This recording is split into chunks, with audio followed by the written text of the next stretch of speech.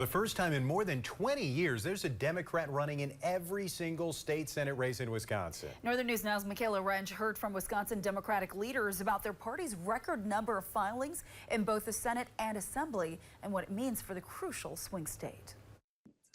Democrats have heard the calls from people across the state, and because of new and fair maps, we are ready to compete and restore your right to choose your elected officials, rather than the elected officials choosing their voters.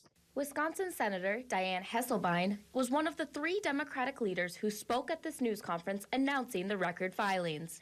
Joining her was Greta Neubauer, the Wisconsin Assembly leader. She said because of what she describes as these new fair maps, Wisconsin Assembly Democrats are competing for a Democratic majority through these new districts across the state. Communities like Sheboygan, Wausau, and the Chippewa Valley that have been silenced through gerrymandering for over a decade will finally have their voices heard in truly competitive races. A competitive election season it will be when November rolls around, as 97 of 99 districts in the state assembly will include Democratic candidates along with all seats in the state Senate. With over 120 candidates running in 97 districts, we are fighting for a majority in the assembly. Among those Democratic Assembly candidates is Angela Stroud, running for District 73.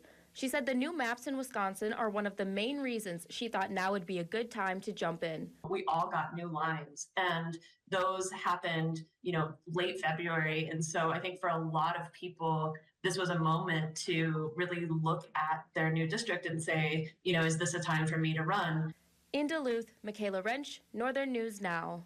Right now, the entire Wisconsin legislature is controlled by Republicans.